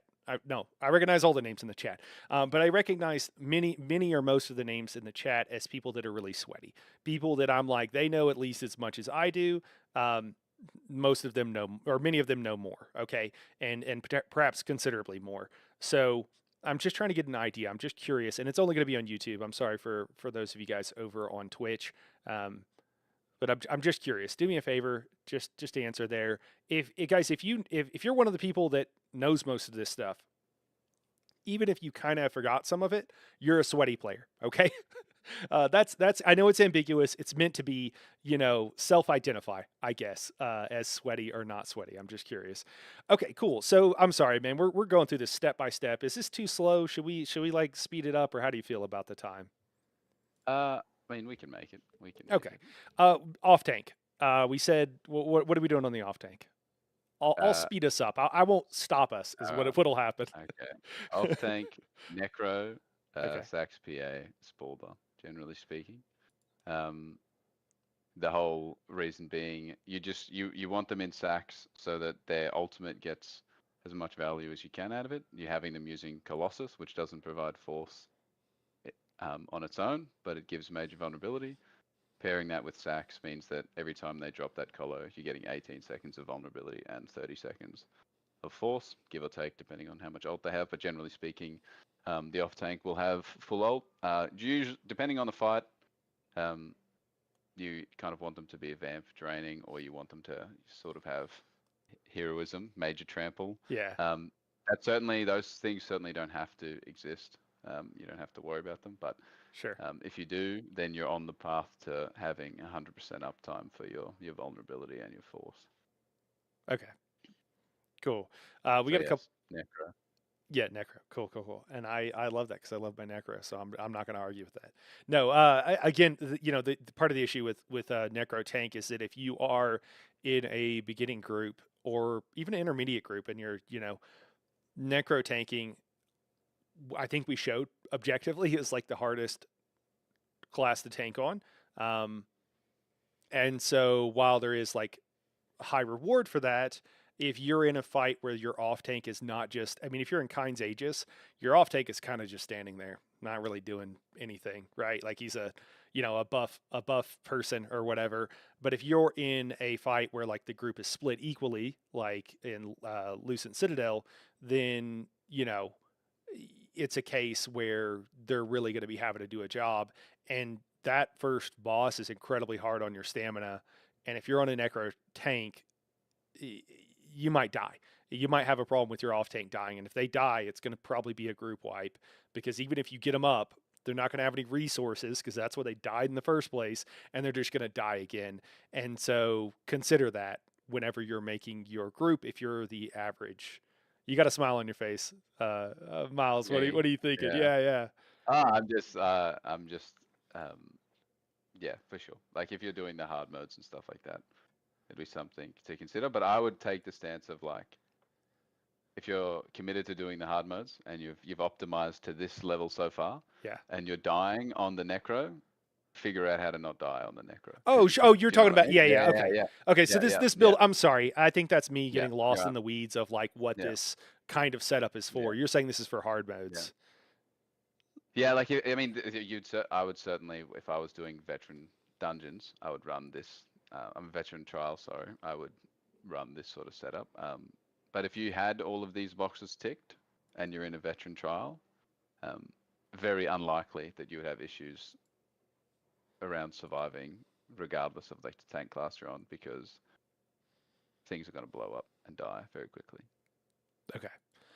Just a Yeah. couple of things here. So it looks like we ended the poll. It looks like about half the people voted. We got 58% said no, 41% said yes. That they are a sweaty player. So just that's really informative for me. Guys, I am reading all your comments. I'm just trying to also not take too much of Miles's time to do stuff that So I'm just trying to keep focused here. But let me see what do we got here. B says stagger on a DD is barely a damage loss. I always make the Zenkosh run it unless it's a very comfortable tank. There you go. And different raid leads will have different opinions on this. Robert Harden says it. What point is stagger not worth it? How many one bar builds with self heals before I should pack Velothi and not Spalder and leave off the stagger? Um, that's an interesting question. And then Spark said, "You told me my own definition, so I said no." Spark is trolling with that comment. Then you say, "If you know all of this stuff, you're a sweaty player." Okay, all right. I don't know. Spark's trolling. Dagger is not worth it when you start dying because of using it. Otherwise, it's totally fine. Yeah. It's just adding value. If you're dying when you're using it, then get rid of it. Spark says I'm not Waste of time. trolling. Well, I don't know what. Yeah. Okay. You don't feel like you're sweaty, Spark. Is that what you're telling us? Yeah. Yeah. Up above. I think somebody said if Spark isn't sweaty, then maybe no one is. Okay, man. That's fair. All right. That's interesting. Uh, okay. So there we got the crow. And we're talking about for those kind of sweatier groups, and then so you said for a healer, then we want the warden, and what do you want them in? Technically, either one. The warden can be either one of the healers. Generally speaking, you'll put them on the SPC, pillages, Pearls of Elnafay setup. Okay. Monster set is optional. Like what monster set you run is sort of optional. Some people will put Naz there. Some people will put Symphony there. Some people will put the Blind or Ozazan. Doesn't really matter. It's sort of up to how the group wants to do it. I would generally just put the Blind or Ozazan there nowadays. So SPC, Pillages, Pearls of Elnafay, the Mythic, means you have to have each one of those sets on one bar at a time. And then, yeah, the monster set of either the Blind or Ozazan, which are just buffing sort of group survivability. Um, Generally speaking, that'll be the Warden. Um, yeah, I have had uh, people, when I have asked what they're wearing, get really mad about the idea of um, not having that healer be a Nightblade, Hmm. because of the extra ult they get from the passive, and they're like, oh, very stressed about how it's super inefficient. But Well, that's interesting because a necro healer gets way more ultimate than a nightblade. I just think there's just not many people that play the Necro healer. I'm sure there's people out there that have the same opinion.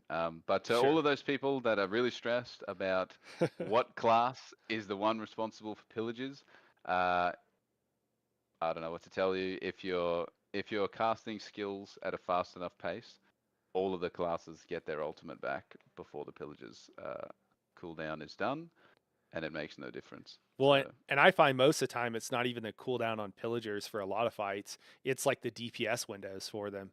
You know, like it's like on the dragons, right? Like if you're in Sunspire, you've got the cooldown is up while the dragon is flying, and so you're kind of just yeah, like standing there, or you're at so you're dropping it at 500 ult and not 400 or whatever. yeah, and 400 is the cap anyway. So Yeah, once you go above 400 ult, pillages is not affecting you, and you certainly on every single class, especially with the major heroism being put in the game on Trample, yeah, all of the classes can get to 400 ult every 45 seconds, which is the pillager window.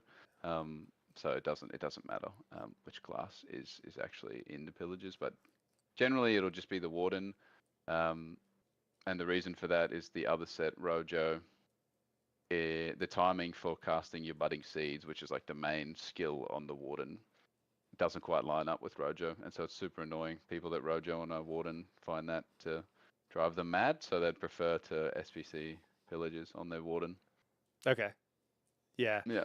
And kind of to your point too, with like so for those who don't know, you can run trample and you get major heroism, which is insane amount of ulti gen, and then we didn't have access to this before scribing, and so you can just get a ton of ultimate back from that. And I would kind of say like it's a second and a half channel, and it's kind of the same thing with what you were saying with the necro. It's like, oh, a second and a half channel, that's a problem for keeping up my heals. If you're at this level where you're doing stuff that this is this hard, like you'll be able to figure it out, and probably you should. And if you can't, like that's okay. You can absolutely make groups that do trifectas of DLC, the hardest content in the game, that are barrier spamming. I've shown evidence of that, right? We have videos of it. That's cool. That still takes someone who's incredibly knowledgeable about the game, who made that raid composition, and absolutely you can do it. I will also say that for a lot, again, DPS is king. So like if you can just do more DPS, for most people that'll be the easiest thing. But I absolutely support and encourage people to like, yeah, do your thing, do something cool, make a video on it so I can see it. I'd love to watch it. Send it to me if you're doing a hard mode rock grove trifecta and you're barrier spamming the whole time. Like I'd love to, and that's what helped your group get through that or whatever. Sure, yeah, send it my way. I'd love to see it and talk about it or whatever. So well, that's cool. Yeah, that other healer, for me, just kind of talk about this stuff a little bit more. You can, if you have someone in your group that can theory craft, and that really understands what's going on, like there's tons of stuff you can do, guys. Like, or if you have someone at a particular role that is really skilled, there's tons of stuff you can do to tweak that too. Like if you're like, well, no one's dying, I don't need Oz's on. Well, is there something else we could put there? Probably, like maybe, are you helping DPS? Maybe not, but it might still be interesting or good. If you have somebody who is not very good, and but you're friends, you run with your friends, right? And you're like, yeah, we don't want the DK tank staggering, so yeah, we're gonna put that on the Zenkosh, and he's gonna bitch about it, but we're gonna make him do it anyways. Whatever the case may be, like there's tons of tweaks you can do that will not really change stuff that much. If someone is just like, hey, I just really, so many people at Endgame tell me about how they're just happy to bring the class and the spec that they want to. They're like, oh yeah, I used to love my Templar healer, but I never get to break it out anymore. Now I just got to run a Nightblade and I hate them. Not that big of a deal. Spark says it's okay, and if anybody complains, it's going to be at Lenny. No, underscore. No, just send them hate mail. Okay, cool. What do we got here? We got a bunch of comments coming in about the barrier spamming, I imagine. What do we got? Spark had an interesting point here. He said, I'm not trolling. He said, there are steps people take that I don't want to because I feel like it's too much. That's very fair. Kind of a side note, Spark mentioned that he's seen a lot of groups where people are dropping major and minor breach on their tanks because they are regarding Elisus as like optional.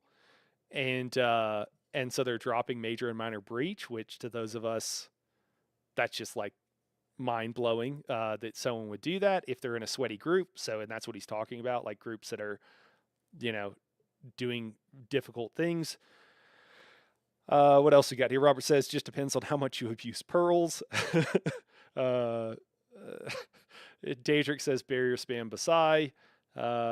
Spark says, I mean, there's a heavy attack PB video out there. Yeah. Planesbreaker is PB, so that's Rockgrove hard mode on heavy attack builds. B, Olo MK stagger tank to make that happen was wild. What? MK tank?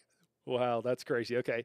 That's a classic case of, hey, we made the DPS job easier and we made the tank compensate by doing something insane. Yeah, there you go. Okay, cool. Guys, also, 58% of you guys said you're not sweaty. If I was not sweaty, and I don't know, I objectively, I fall into the sweaty category as far as what I know and what have you, even though I often say I don't run in sweaty groups. I'm just not that sweaty. Um, I have the knowledge base, I guess. Not to a large extent that would put me in the sweaty category. If you guys have questions, guys, drop them in the comments. Um, where else should we go, man? What else? We still got some time, and I know there's some stuff. Is there anything that's on your mind that we're like, we need to get to this? We need to talk about this. No, I mean, not in half an hour. So, um, Okay. yeah, yeah. No, not in particular. I would say that like some people might be like, oh, why does he have sacks on both of the tanks? Why is there no loosened, etc., etc. I don't mind putting loosened there, but just for anyone who isn't sure or why I put sacks on sort of both the tanks is in terms of like if I'm wanting to be sort of sweaty, but also this is just general use, it's a lot easier to call ultimates and to keep your force and your vulnerability up with the two sacks combos because they're the big chunks. So there's way less brain power required to managing those sorts of things, doing it that way. That's probably the only thing I would mention. So if you're, it's just a lot easier to do it that way Yeah. from a raid lead perspective. Okay. And Yeah. and why not loosen? Just because of exactly that. So if I'm thinking of like alt rotation at the start, it's much more important that the OT has really good alt gen and that the pillages is really on point.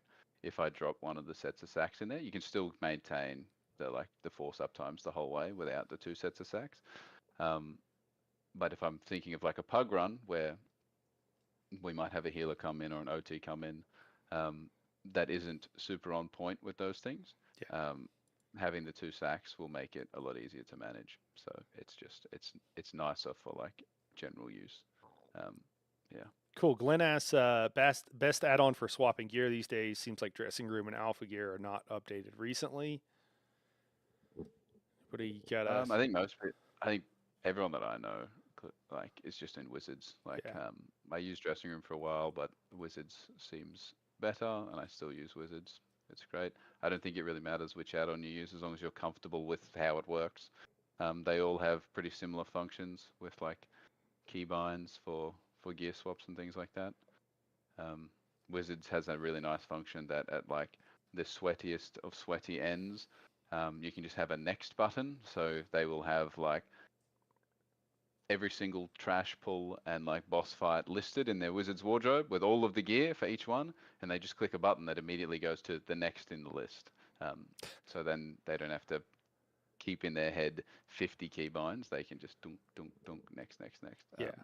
So I think yeah, Wizards is generally the way to go. Spark Rip says what I meant by sweaty is that are people like Wonder who change setups every trash pack, even if it's the same setup they change. The traits on their armor are also using Bloodthirsty on a tank who's parsing.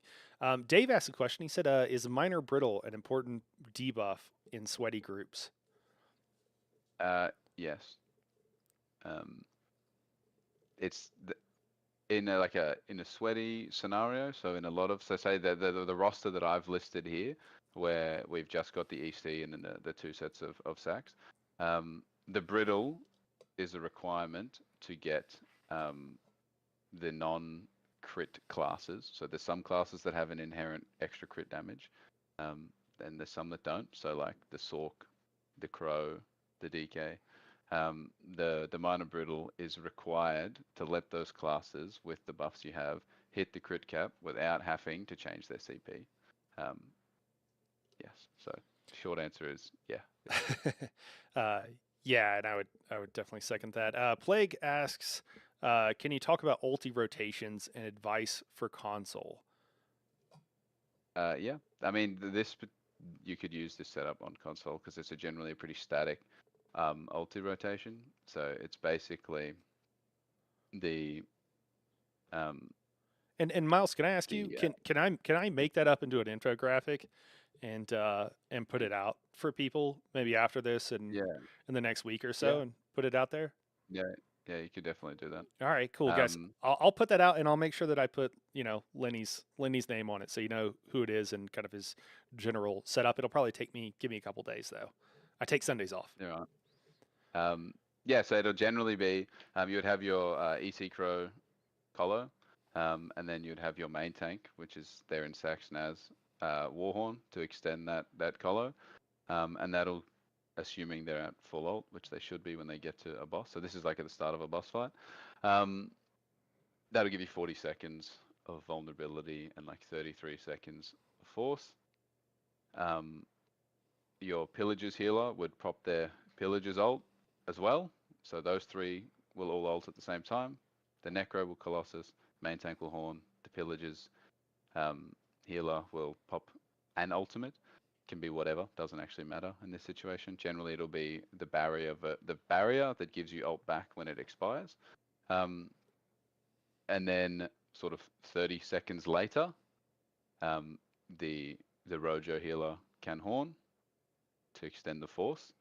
Um, and then sort of 10 seconds after that, your vulnerability will be about to run out, and you would have your OT drop their Colo, which is going to give the Colo back and the force again.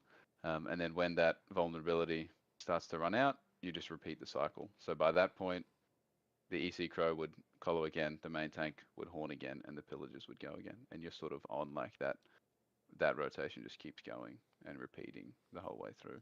Yeah, I will. I can give a little bit of advice towards console because I've asked friends that are console players about this, and they've kind of told me what they do. And I this is not necessarily up to date, and it's not necessarily S tier advice, okay? But just to give some, so a lot of people, at least historically, have just used a timer, a stopwatch on their phone or whatever, and just literally put it in front of the computer, and then you can based on that like you can do certain things like if you're in a prog group and you're going to the same place each time, what you can do, it's easiest to have a DPS do this, right? Because then they're not messing up their rotation. But you can even go into something and you can have the pillagers healer tell you, just say, now or pillagers whenever they get back to that 400 mark, and you can kind of figure it out where it is. And then depending on the particular fight you're on, you'll find out that if you're in a prog group, that's going to be at the same time, and it'll get a little bit better. But then you can mark down times and you can kind of just do it manually that way. I don't think you necessarily need to go that sweaty or that like in depth. You can just kind of have a timer and just look at it and kind of see when the timer is and kind of have an idea, just like you might have a metronome if you're trying to parse really well, and you don't have add-ons to show you exactly when it's up. Having a metronome on your desk or what have you can really help you with that. And then of course, and I mean I'm telling you stuff that you probably already know, Plague, but that's why in groups when you don't have add-ons, like keeping comms clear so that the supports can communicate whenever they have ultimate, when they're dropping it and what have you, can also be particularly useful. I mean that's with any group, but even it just becomes more important whenever you don't have the add-on, so you have to communicate verbally to do that sort of things. Uh, cool. All right. So that's a handful of questions there. Um, I think it'd be really useful in the maybe 8 minutes left because I got to switch over and do something else. Just to talk about like some of the buffs that we're looking for in group, and to maybe run through them. Do you think we got time for that? Think we're good? Uh, Yeah, I think so. We can okay. rapid fire the buffs, I guess. We've already spoke about a few of them, like major resolve from the warden, minor toughness from the warden. You want those in group. Um, you want your major savagery and sorcery from igneous weapons in group. Can I jump Um, in on the warden here? I just want to say yeah, like an example of something you can do, especially mostly in older content. But like the other day, we did a one tank, one healer, 10 DPS, and I got on a tank that I thought I could stay alive the best on, which was not a warden, and I had the healer on the setup, the healing class that I thought they could heal multiple sets of tombs with a pug group the best, which is an arcanist, and we did not have a warden healer, and so we were missing those two buffs. But it was kind of the situation that I don't think it was going to keep people alive or make people die. So it is kind of this weird, odd situation where maybe it's not advisable, but it is something you can drop. Miles is smiling because he thinks I'm crazy. Miles knows probably No, better. I think I would have said you should have been on a wooden tank, but um, Yeah, everything's optional, really. yeah, Like everything's optional. You cool. don't have to. You can drop nothing will make or break. If you're missing, 2 out of the 15 buffs, Mm, it's not going to matter. okay, It's good enough is good enough. yeah, Is basically okay. the So idea. Warden, I think we went through the DK buffs.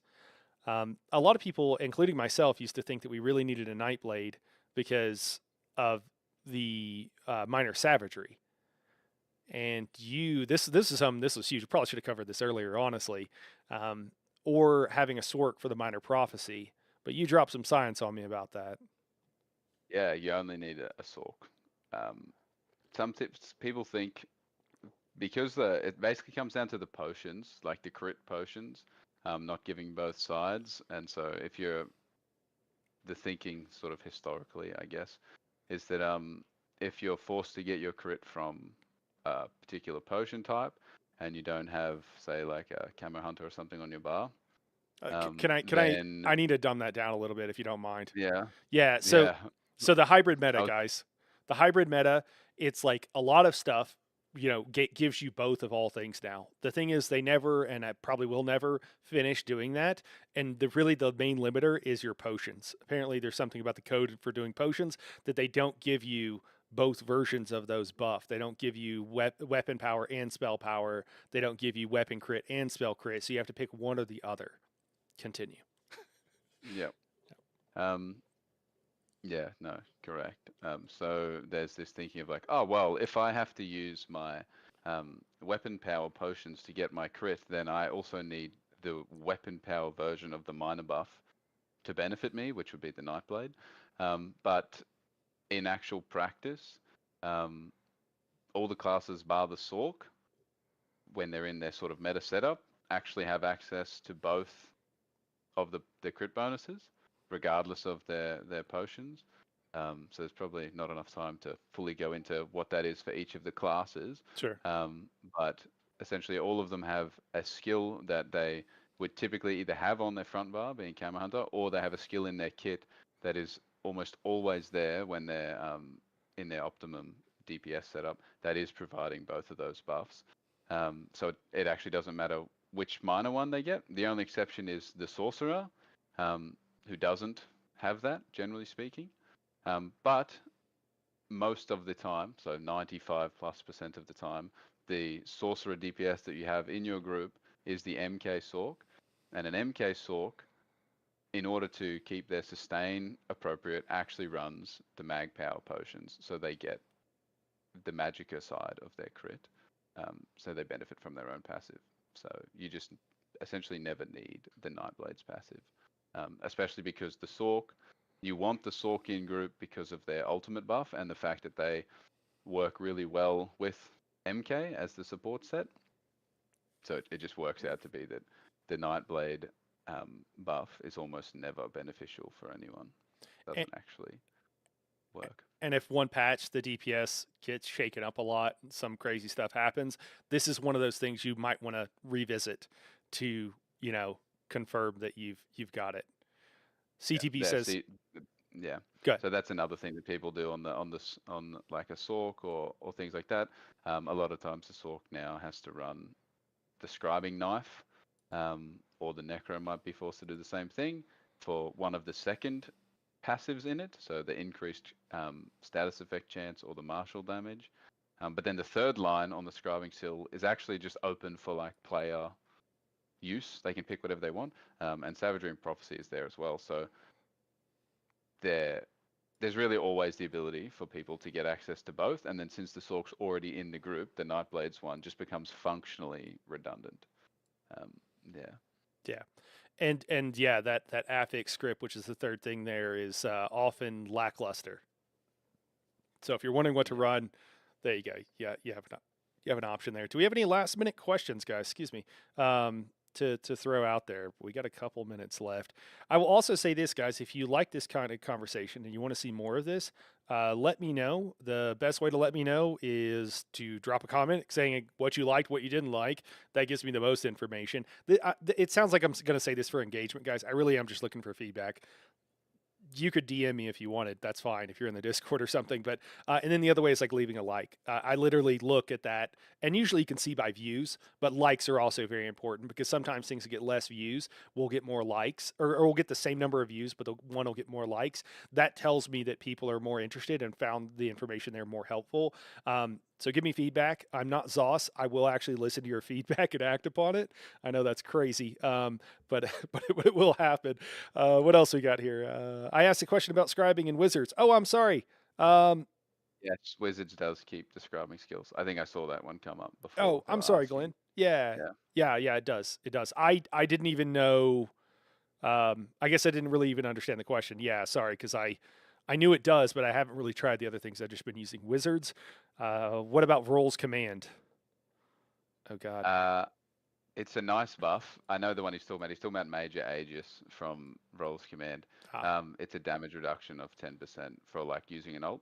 It's a cool buff in theory, but as Knight's already said, DPS is king, and you would have to sacrifice a full set of DPS stuff for essentially a 10% damage reduction, um, which generally speaking is not going to help with the fight. I mean, there might be some niche cases if you're trying to avoid, like you're trying to skip a mechanic by letting people not get one shot by it. Maybe it would be useful, but generally speaking, yeah, you're just giving up DPS to get that buff, and generally you you want to avoid having to make a trade for extra damage for extra survivability as much as you can.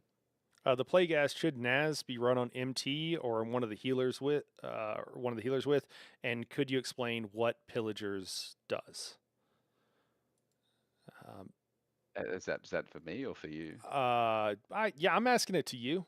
You can I run gotta Naz on talk for the either next one. 5 hours as I stream, so I'm happy to pass things Yeah. off to you. Uh, You can run Naz on either or. Pillagers gives the group 10 ult back per 100 ultimate that you cast or something like that. No, it might be. I might have the numbers different.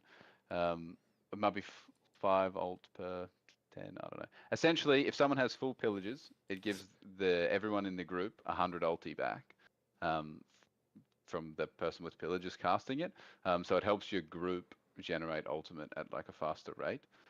Yeah, you can run Naz on either one in this particular setup because you have the main tank benefiting from Sax and Naz, which are both sets that are more impactful the more ultimate they have. You want the person casting them to be benefiting from the Pillager's ult gen, so then they get the most value out of those two sets. If the tank wasn't in Sax, I would be more inclined to put Naz on the Pillager's healer since they will have a higher ult gen than the main tank through their pearls. But essentially, because you've got the double dipping there of the actual ult value, it's nicer to have it on the main tank. cool. But it can go either one. Okay, and then Robert, why isn't that a valuable buff? Is this in relation to Roll's command with the Robert? I think so. I think it just because it doesn't increase damage. Um, to maybe answer your question a little bit more broadly, and honestly, there's a, we're out of time. I'm going to give a few takeaways here that I just want to throw out that are a little bit. I think part of the problem we're having right now, or I feel like we're having, is that there are a lot of things that are presuppositions for those of us who have looked at a lot of spreadsheets to figure this stuff out. I think that's why it's really important. Sorry to carry off with what Yeah, we were talking about at the start, which is like if you're starting to get into trials, you just start small and you like add things because there's actually like so many like layers to each of the levels of optimization that it's like prerequisite knowledge for each sort of step. So it's actually better to just step up naturally, if that yeah. makes sense. And I'll also say that part of the some of the toxic side of in game can come where you'll find people that have heard what the most sweaty thing is, and then they tell everybody that they beat people over the head with this is what you should do. And then what will happen, and like sure they'll be right, they can beat people over the head with it. What'll happen is that like the underlying knowledge, something that was true, will no longer be true. For example, with me, I was under the impression that we needed the Nightblade's buff in a lot of situations, and turns out, as Lenny pointed out to me, that all the DPS now are basically running a skill that makes it where you don't. And so I had this assumption of knowledge, and then this changed, and so it's like, oh, okay, I need to start back here, and I need to work forward then to find out what the new, more or less meta setup is. And to be totally honest with you, most of the in-game community, the people that run trials, are usually like 6 months to a year behind what is actually meta. Um, that's my opinion. I'm throwing that out there kind of willy nilly, but I think that's absolutely true. And you'll have people that don't understand this stuff in an in-depth way, and they're jerks. They feel like they feel superior. They're insecure, and so they feel superior about knowing things, and they'll beat people over the head with what they think is meta, and they'll be wrong. That's why you see every group, running Nightblade, right? And you ask them why, and it's like, well, it's for the buff, or it's for the ulti gen. And if they said something else, if they have other reasons, then sure. But if it's for the ulti gen, Crow is better. As Miles pointed out, not everybody has a Crow healer, but not everybody had a Nightblade healer when it became meta, and people went out and made them. Not a lot of Nightblade healers were running around for a long, long, long time as a Nightblade main. I can promise you that. And then, similar stuff like, and then the other thing with this is that with every single part of this, just like every single build in ESO, whether that's a tank, whether that's a DPS or a healer, and guys, I'm someone who makes videos. I make videos for a living on ESO largely to explain to people we are always omitting things. There's always stuff that is not being covered, and there's always stuff you can tweak for various situations. I do stuff that I tell you in videos generally not to do. And I try to say, generally don't do this, because then you realize that like, hey, there could be a situation where you want to do this. And so just realize that you can always tweak things. I like running an Arcanist healer as the second one because I like them dropping pillagers with a glyphic. I think that's fun. I think it's cool, and I think it works really well. You could do other things. If you're in an individual setup for your DPS or whatever, right? There's always skills you can tweak. There's always things you can change. I, generally speaking, don't recommend for most people that they run on tanks, that they don't run Harmony jewelry. Why? Because I run with a lot of the average groups, pugs or even not pugs that are just an average group running veteran trials. And I've heard the tanks, I need a synergy, I need a synergy. They're screaming out for it. And it's like, yeah, you're gonna die before you get that synergy. There's no fucking way. And the healer is struggling. They can't give the tank synergy. So I don't recommend it. Guys, I run Harmony sometimes. It's not that it's like horrible, it's the worst thing in the world, right? I might not recommend, plenty of things. I could go on and list a million things. The point is that like there's nuance, and there's a lot of different things you can run, and uh you want to have as much knowledge as you can, and you want to have at least twice as much humility about all this stuff as you can, and twice as much curiosity beyond that. I don't know. That's my parting words. That's what I got to say. Miles, anything you want to say before we close this out, man? I mean, yeah, that, yeah. There's more than one way to like skin a cat, is the expression or whatever it is. Um, you can get like a lot of your group can be very well optimized in so many different ways. So if you get super bogged down on quote unquote the correct way, there's really multiple ways that are more than good enough to get the stuff done. Essentially, if you're trying to optimize, it probably means you're like already halfway there. There you go. And if you're copying the roster from some score pushing group, don't beat people over them on the head that don't understand, or that are running something different. Okay, we don't all need to run what the score pushers are running. There's a lot of different levels here. So, guys, I hope this was helpful. Plague, I know you got a couple of questions there that we didn't get to, man. I'm sorry, we just ran out of time. I'll see if I can't answer them in chat or some other time, or maybe someone else can help out and can try to help answer Plague's last two questions. Um, Also, guys, we have help channels, and that was the boss. The Discord I run, it's linked on my YouTube page. You can come there. It's just all the Discord slash .gg/TWTV. We have help channels. You can always come and ask questions there. And you know, other people are there, people more knowledgeable than I, and we can help you out if you're trying to figure out a specific rate optimization and what have you. So, all right, we're gonna call it here for today, guys. I appreciate everybody for stopping by. Crazy. Yeah. Miles, thank you so much for taking the time, man, to come and chat with us. No, it's right. Thanks for having me. All It's right. fun. All right, guys. We're gonna jump over to Helldivers, guys. I'm gonna end this stream. I'll probably start the Helldivers stream a little bit late because I need to just take a break. But we'll be back, and then later on tonight in a couple hours, we're gonna be running. We're doing tank training with Nani and Desilu tanking, and we're doing not Lucent Citadel, Sanity's Edge tonight. So we'll catch you then. Appreciate everybody. A lot of people names I haven't seen in a while. It's good to see you, Walnut. I'm sorry I didn't even say hi. Glenn, I did say hi, but a bunch of other guys that I haven't seen in a while. Appreciate all you guys for dropping by, and we'll catch you in the next one. Thanks, everybody. All right. I'll see you later. I gotta head up. Okay, man. Thanks.